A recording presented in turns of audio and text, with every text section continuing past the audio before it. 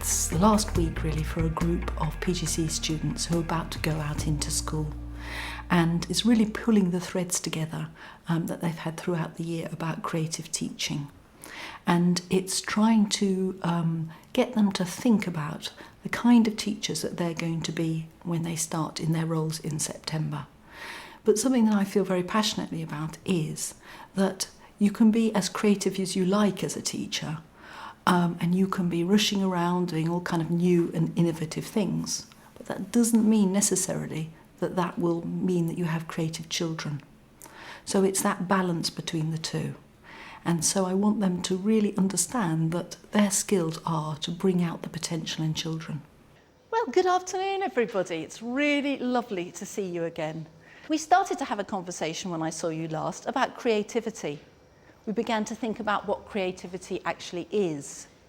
We tried to get hold of it, because I sometimes think it's a bit like a slippery fish, and you've got to kind of nail it down, because it's one of those words that seems to be in everything. Creative teaching, you even get creative football these days. What is it? What is creativity? What is creative teaching? So the title of my session here is called Being a Creative Teacher. Because it's something I know that throughout this year you've been aspiring to be, and it's what many of your teachers in school have been talking to you about and modelling to you. How you can be creative. And you need to be creative because being a creative teacher means that you can unlock the creativity in children. If I go back to when I was here, at this stage in my career was feeling very excited.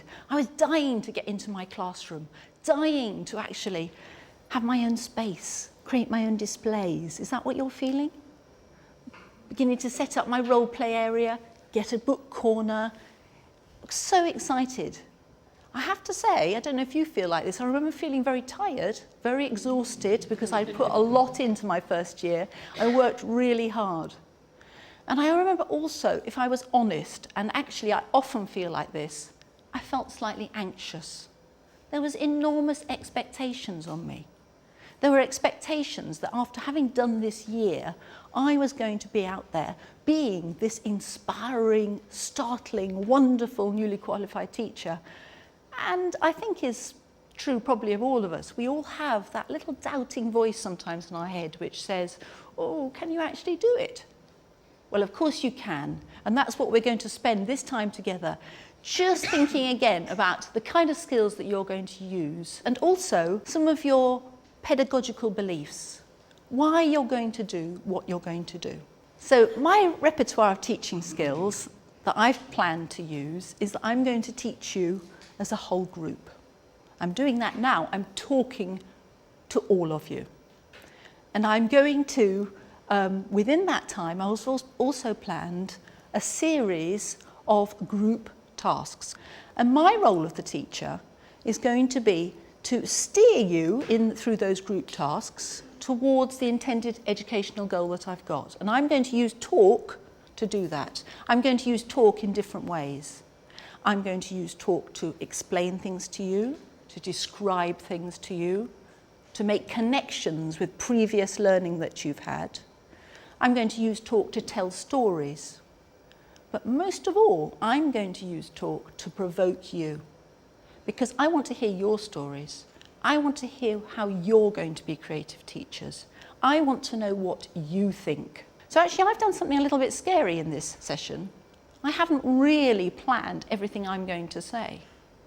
And I'm going to, I hope, with you, kind of co-construct this learning experience, this time we're going to spend together, so that we continue this conversation about creativity. You may wonder why I'm holding my camera. Well, it's partly maybe as a reminder, but I want to explain more clearly what the actual tools that I'm going to use, the teaching tools. And I think that it'll become clearer as we go through, but you'll see that the camera is something that I always have in my toolkit. I'd like you to participate and take risks, engage in the activities, because you as learners are responsible for your own learning. And so to do that, I hope you have a lot of fun doing them. So let's think about the first one. Now, the first task that we're going to think about is what's next? Here you are, NQTs. What's actually going to happen in September? Actually, it might happen before that. I bet that some of you have already got jobs and you know exactly where you're going to be teaching, and maybe you're even going to get the opportunity to go into your classrooms before the end of term. So you're beginning to think about what your classroom's going to look like. You're beginning to think about the kind of teacher that you're going to be. And I wonder if you've begun to think about creativity. How are you going to be a creative teacher? So that's one particular aspect of teaching, maybe you might think, or is it actually embedded in everything you do? Because I think of myself as a creative teacher, and I hope actually that it's actually part of everything I do. Not always easy, but it's something I aspire to do. So what we're going to do is we're going to actually do an activity which will demonstrate to me quite the kind of picture that you have in your mind of the teacher that you aspire to be, and particularly the creative teacher you aspire to be. Now, in the past, creativity was something that I think people thought only special people had, that very creative people, sort of like boffins in science labs, were the people who were generating new ideas, and they had to be very special people in very special contexts, wearing very special clothes like white coats, or it might be up to kind of bohemian artists who lived in garrets in Paris, and they were the people who were being creative. But I think we have a much broader view of creativity now, and we have a much better understanding about how actually creative develops, and as we know, it develops right from the moment that you're born. It isn't something that just a few people have, it's a potential in everyone, and it's for our jobs as teachers to awaken that potential. Okay, now the first activity that we're going to do is we're actually going to draw a picture. So you all should have a piece of plain paper in front of you and some felt tips. I'm going to ask you to draw, first of all, a head and a neck of a creative teacher. Now you need to think, don't you, about things like, now, what will the facial expression be? Will that person be speaking or singing? Or what will they be doing? Would they be wearing anything? Would they have particular earrings or something like that? What would they look like? Now, when you've drawn the head of that teacher, I want you to fold over the piece of paper so you've just got the head bit sticking down, and you're going to pass it to someone else. Then I'd like you to draw the body, only up until the waist, okay? Now, use your imaginations. Come on, this is going to be fun. This is, what kind of teacher do you think is a creative teacher? What kind of things might they be holding in their hand? How many hands might they have? Because I don't know about you, but I often wish I had more than two. Then you're going to draw from the waist downwards, down to the feet. Again, would a creative teacher be standing as I am, kind of stuck to the spot, or would they be moving around? And again, I'd like you to fold the paper over and pass it to someone near you. So the last thing I want you to do is just to write one word on the bottom, one word that describes the characteristics of a creative teacher. Okay, so off you go. Let's see if you can do the first face.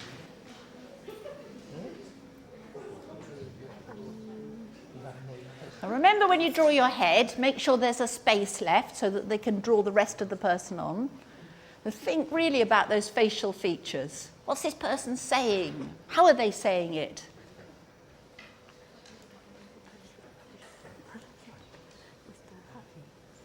Okay, and when you've drawn a neck, pass it on to the next person. Okay, and now draw the body.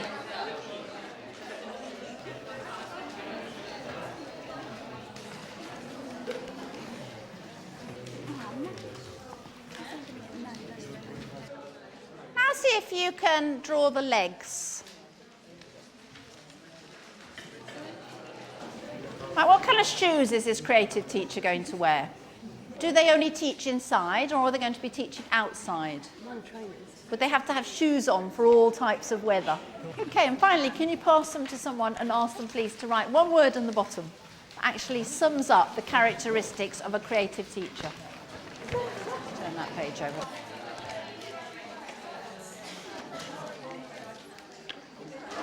Okay, you can open them up now and have a look.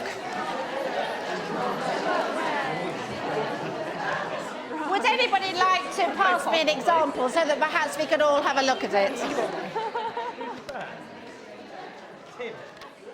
So here we have an example, and we have somebody who's very energetic.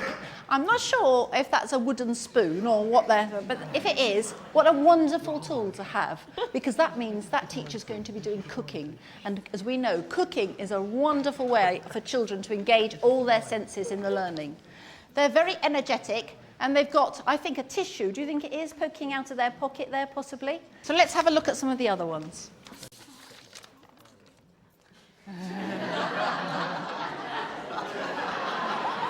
Excellent. I think that sums it up for me. That is exactly what I feel like.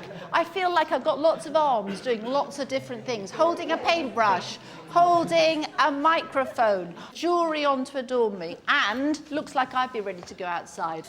Let's have a look at one more. Okay, so here we have a risk taker. This is somebody, it looks a little bit like me with my camera, I'm wondering, and paint on their front, which shows that they're engaging in using lots of different resources, carrying books, their legs are moving. So we're kind of beginning to get an idea what you think creativity is. You see it as something active, yeah? Something dynamic, something that is a doing thing, something to do with risk. I think what you actually showed me by doing that activity was that you did see a creative teacher as somebody who was very active, someone who actually, by the way they looked, modelled that they were creative, modelled that they were somebody who was a doer, who was engaged in activity, somebody who was motivating and engaging. Right, what I think we need to do is actually just focus on that word creativity. We need to really think about what that means to be creative, because we're getting a few words now that we've devised. Right, I'm going to invite you now to do an activity which is going to require you to be very creative. What I'm going to invite you to do is to make a hat. And this is going to be a hat that is for a very special purpose. But it's up to you to decide what that purpose is. Unfortunately, you don't have many resources. The only resources I'm going to give you are a large sheet of white paper. And in the process, I want you to think, if you can, at the same time as doing, about actually what it is that is creative about the process you're going through. What it is, what are the skills that you're using, and what the kind of thinking that's going on.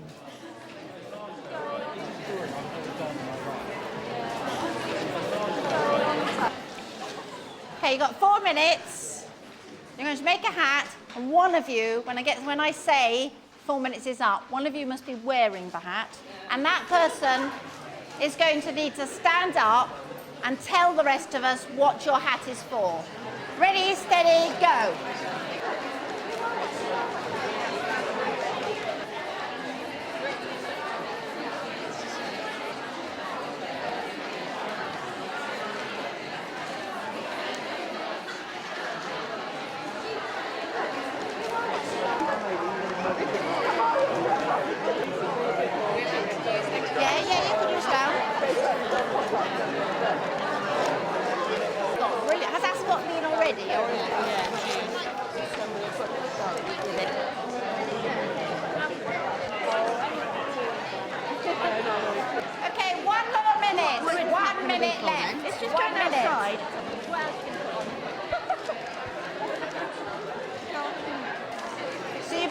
Putting it on your head, you've got about 30 seconds left.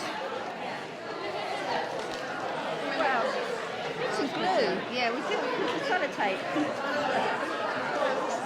Okay, 10, Really good hat.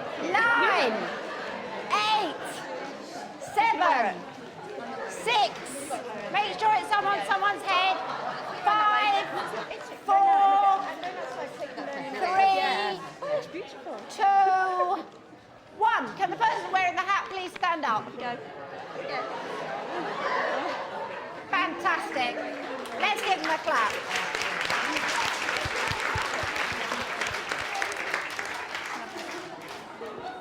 Thank you. Right, let's just hear, before you sit down, let's hear where you're going to wear your hat. Where are you going to wear it?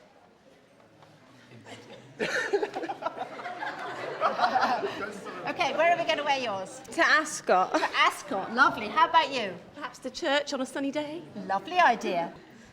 In a forest, because it reminds me of Robin Hood's hat. Does me too. On a trip to Amsterdam. In the kitchen. On a date, and when it rains, because it's got guttering. So my hair doesn't get ruined. As an alien coming to Earth. An alien coming to Earth. We'll stop there, but thank you ever so much. Could you possibly sit down and carefully put your hat beside you? The previous two tasks have really, I think, identified what creativity is and what they aspire to be as a creative teacher. So now I want them to look at creative teaching, what it looks like actually in the doing. And I've written some stories which I think illustrate teachers who are perhaps very creative or not very creative. And I'm going to ask them really to decide which they think. And I hope there'll be a discussion among them and there'll be some hesitation. And so I'm seeing that I'm kind of provoking them a bit to think a bit further. Okay, well, when I spoke to you last about creativity, we spent some time thinking about a definition for it, and we actually looked at this definition, which comes from a very important report that was written in 1999. This was written at a time when the literacy hour and the numeracy hour had just been introduced into primary schools, and there were a lot of people who were worried about creativity disappearing in the curriculum. So this committee got together, headed up by Ken Robinson, and they came up with a very, very clear definition of what creativity is. They said it was about imagination, using imagination. And I certainly saw evidence of that when you were making your hats. You generated many new ideas, and actually very quickly. What I suspect you did was you made connections between your previous learning. You've all worn hats or seen hats, and so you used that knowledge to inform you to make your hat. Children don't always have that knowledge, they don't have those experiences, and that's why it's so exciting when you ask children to do creative tasks, because they come up with new and very different answers than we might as adults. The second characteristic that this report identified was that of pursuing purpose. You need to actually apply your imagination to real purposeful tasks, and it's our responsibility as teachers to provide those tasks for children and to steer them along the creative process. The third thing that definition outlined was the need for originality and innovation, for newness. And for each of your hats, each one was new and distinctive. Now, I can't say that for each one of you that they were so original, the ideas, that I'd never seen them before, but they were original within this context. So this definition actually says there's originality, say, for the child within the context. And that's, sometimes for the first time a child you'll observe picking up a car and using it as an aeroplane and going, yeah. Now, that's not the first time I've seen a child use an object for something else, but for that child it might be the first time that they've used their imagination in that way. The fourth characteristic of this definition, which is often the one that's overlooked actually in schools, and it's the one actually I think is key to gluing all the other ones together, it's that of judging value. Children have to be taught to be critical. They have to know what is good or bad about their work, otherwise they can't improve it. They have to be given the space to make mistakes, because it's from mistakes that we learn. So the creative process has to be planned by you as newly qualified teachers to have those aspects of it. So we've thought a little bit now about what creativity is. I think we've caught hold of that slippery fish. I hope we have. We've got some agreed terminology and some agreed common understanding. We've got those 4 words which maybe will help us. And now we need to think about us as teachers. Now what I'd like to do is invite some of you to come down to the front and do an activity along the front to identify what creative teaching looks like.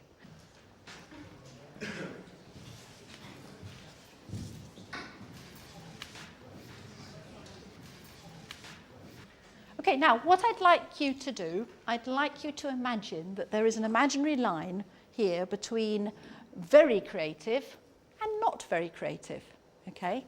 And I'm going to invite one of you to read out one of these little stories, and we're going to actually decide whether we think it's very creative or not. A Year 2 teacher introduces the lesson in role. She is dressed up in the role of Little Red Riding Hood. She invites the children to write as if they were a newspaper reporter, an article for the local newspaper warning children not to talk to strangers in the woods. So, what do you think? Do you think that that teacher was actually being very creative or not? And you can stand anywhere you like along the line. Where would you place yourself? What do you think? Come and put yourself where you think you'd like to be. What do you reckon? Yeah, where do you think? So imagine this line, so you're all going to be all close, are you, or are you going to be not About there. About there. So come on, why are you there?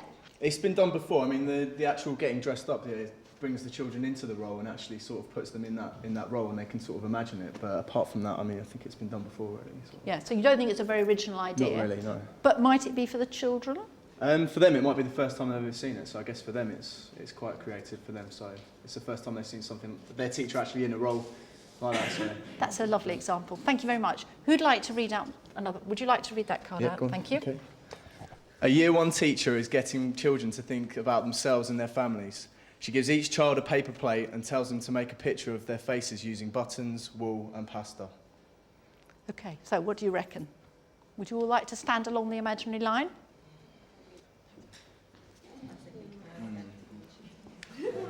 Oh. Okay, so why have you all moved then? I don't think that's massively creative, so that's why I've moved. But I think that it's quite a normal thing for someone to do, and with a child to do that. I don't think it's a new idea, but it might be new to the children you've got, so it is within the context that you're teaching it in. How might you make it more creative then? I suppose you could bring in different mediums for them to choose, different materials for them to choose, because you've limited it there by saying they've only got buttons and wool and pasta, so that kind of limits what they could produce as it is anyway. Thank you. And do you think actually perhaps you're giving messages to the children by giving them buttons, wool and pasta? I mean, what do you think they'll use the buttons for? Yeah, it's all pretty obvious, really. Yeah, the wool, Hair. pasta, smile. Yes. And the shape of the face? Well, you've really given them a round plate. Yeah, absolutely. That's lovely. Okay, so let's just do one more, shall we? Let's have this one. Who would like to read this one? Would you like to read that one? Do you want to give me that one? Thanks. A Year 6 teacher invites the class to devise a travel guide for an alien from outside of our galaxy who would like to visit Earth. He organises the children into groups of 4 and provides them with a set of digital images. What do you reckon? I think I'm moving down.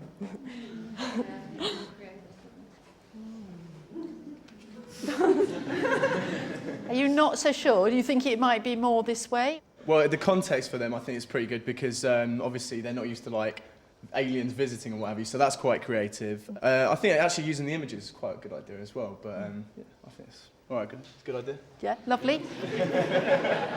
But obviously it could be improved on. But you're quite excited by this activity, are you? It says here they've been provided with a set of images. I think if you could have given them the capacity to make their own images and then take the photos of it, that would have brought some more creativity, but it's just within the context that you're working in, so I think it kind of depends how what you're trying to achieve and what you want them to do. So I still think it's quite creative here. Okay. I think that what we began to do in that activity there is began to engage further in this conversation about what creative teaching is.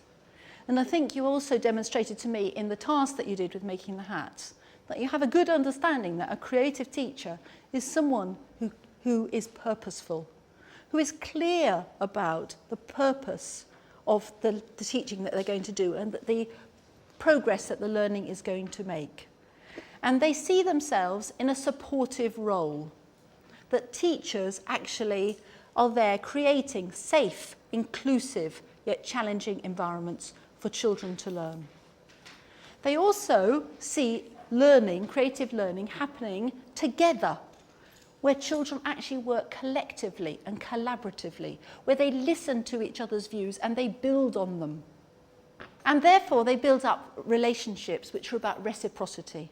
The relationships whereby they listen to each other, where the children listen to the teacher and the teacher listens to the children. And I think that is the #1 skill of a creative teacher. As learners, I want to hear their voice. I want to hear what they feel about it. It's not just me to tell them what I think creativity is. So I'm planning that before the lecture, they're having a cup of tea and I'm going to go around and have a little chat with them. And I've got one question that I'm going to ask them, and that is, how will you teach creatively? And I'll be really interested to see what ideas they give me. Now, I'm going to just record those on my camera, and then I'll take them into the lecture theatre with me, and I'll share them with them, because then they can hear each other's views. Okay, so what we're going to do now is we're going to listen to a little bit short piece of video when I did listen to you. And I wanted to hear, I came round earlier today with my camera, and I asked you the question, how will you teach creatively? What plans have you got to do? What ideas have you got? And so I'm just going to show you a very short video clip of some of your answers that you gave me earlier today. Using lots of role plays in the classrooms. Lots of photographs, interactive media, digi-blue cameras, video, get the kids involved in animation. Using music wherever I can. Take the learning outside. Using interactive resources, lots of hands-on material. Always keeping it fun for the children and light-hearted. I'm going to use imaginary friends. Mine was the same.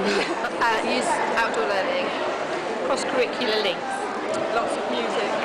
Using role play. Getting the children to have fun. Okay, so that was really interesting to hear what you're aspiring to do. And I think it aligns so well with what I've been saying today. And it was so interesting to hear your views, and I really wish you good luck with that. So what I'd like to do now is to invite you really to think about what I have been saying today. What have I modelled for you in this session? How have I modelled my pedagogical beliefs, my values, my beliefs, my thoughts about learning and teaching? You've been studying here for a year on a campus that is built on the old British Aerospace ground. I don't know if you knew that. And that the very first commercial jet, the de Havilland Comet, was actually designed and built here and manufactured. And it's very famous for that. So I'm going to ask you to have a little bit of fun. And on a piece of paper, I'm going to ask you on one side of the paper to list all the strategies that I used to teach you today that you think are creative. I expect you might put video down or camera at the top. On the other side, now this is more difficult. I wonder if you can actually identify what my pedagogical beliefs are. What is it that drives me to do what I do? And what I'd like you to do when you've written that, and this is the fun bit, I wonder if you could fold it into a paper aeroplane. And I'm going to stand exactly where I am now. And if anybody's aeroplane gets anywhere near me and lands here, so you've got to be very clever in your design, if it gets here, I'm going to pick it up and I'll read it out. But if it doesn't, we'll see what happens. So off you go. Think for a minute about what you're going to write.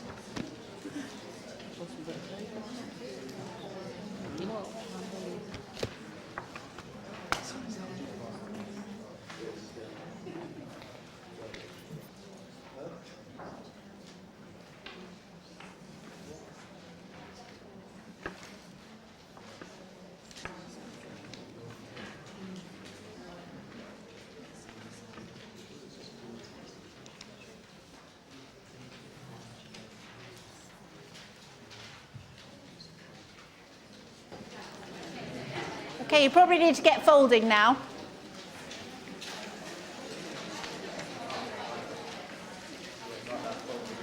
Maybe correct this.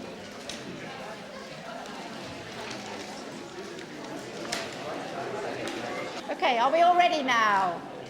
5, 4, 3, 2, 1. Off you go. Fantastic. Right. This is the winner. Right.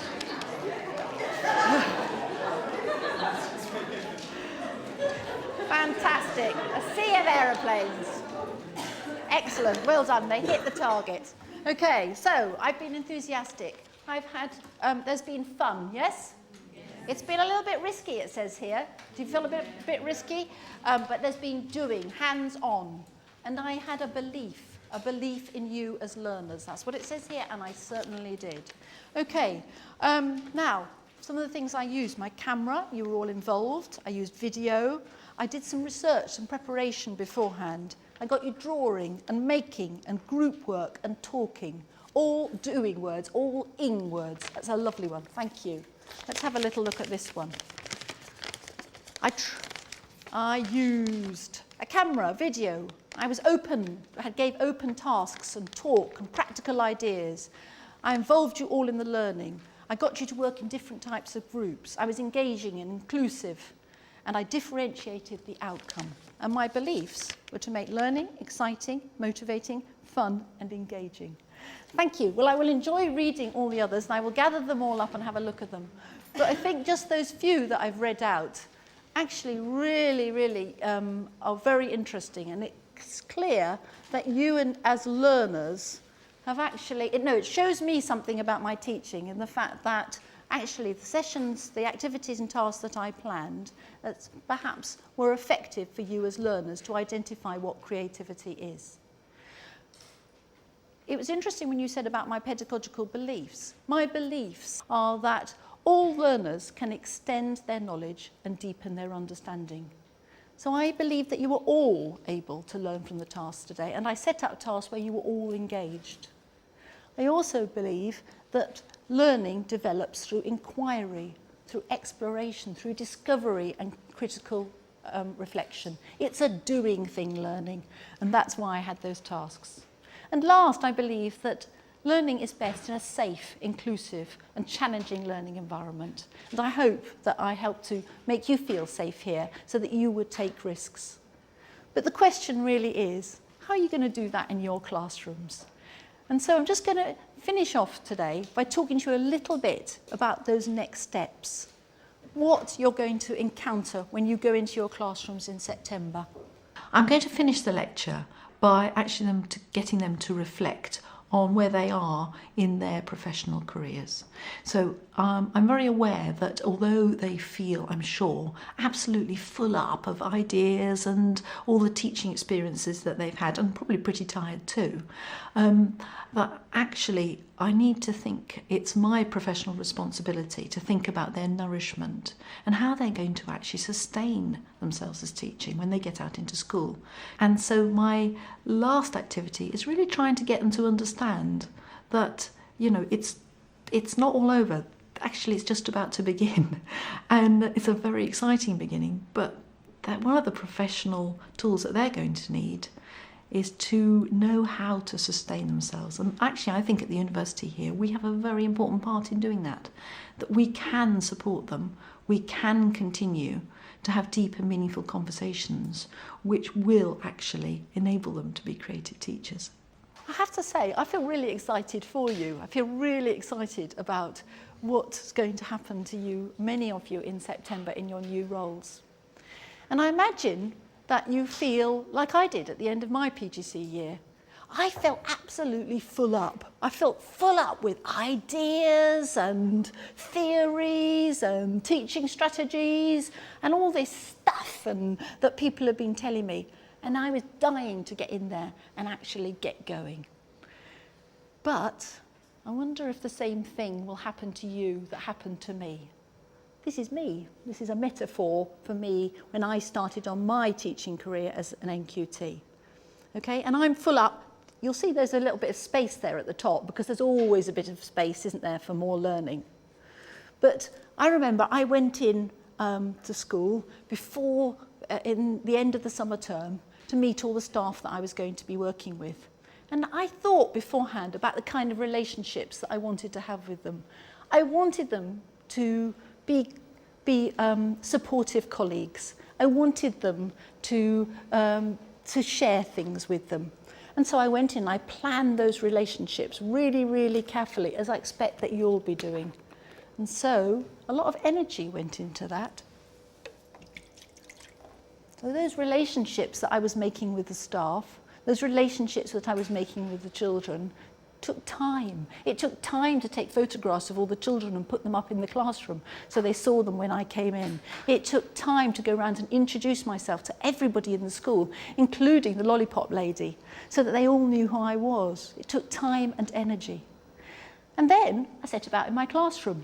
And it was great. I remember I was even doing things like painting walls and had new displays and all the things I collected all year. My postcard collection and all the things I had were going to be in my classroom. And I spent a lot of time, but also a lot of energy. And so when the first day of school started in September, to be honest, I wasn't feeling quite as full up as I had when I left here.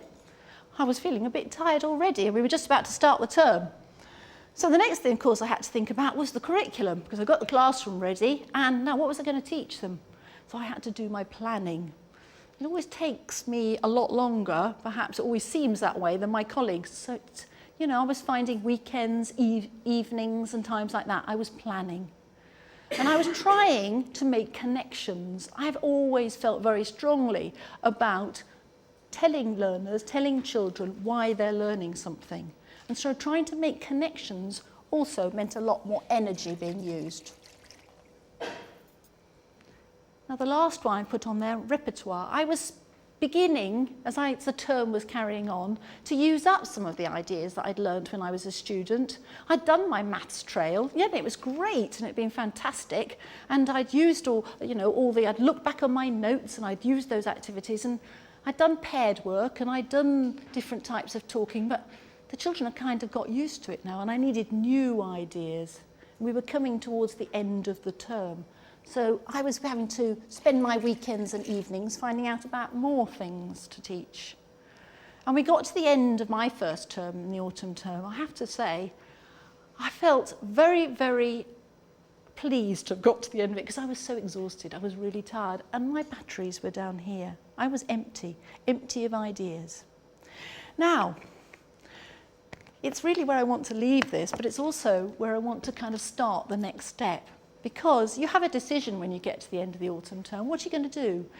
Are you going to spend your Christmas holidays doing all those things, getting more organised, getting sure that all your resources are beautifully laminated and spending your time getting all your displays beautifully done? Or are you going to have a rest and some free time?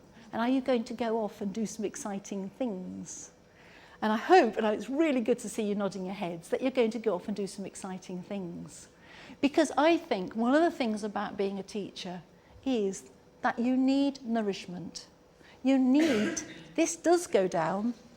You will end up sometimes feeling as if you're half empty, because teaching is about giving. It's giving, giving, giving. But it's also about taking things in. Otherwise, you're never going to actually be able to sustain yourself. So what I would suggest that you do is make sure that you build in lots of time for yourself, particularly during the first term and over that holidays, where you can nourish yourselves, and you can nourish yourselves to think creatively. Because I think imagination only comes out in times when you're not feeling stressed, when you are feeling free and not tired. That's the time when you take risks. So make sure you have some of those times. And I'm actually going to offer to support you in that, because we offer here, as you know, an NQT module that supports you in your first year of teaching. So I hope to see you back here again. I hope to see you in January after your first term and to continue this conversation. And I'll be supporting you along with my colleagues. And I know that your colleagues in schools will be doing that as well. So I wish you lots of luck. I wish I could be out there with you, but I look forward to hearing your stories when you come back, because I know that they'll be very exciting. And yeah, we'll have that conversation again soon. Thank you.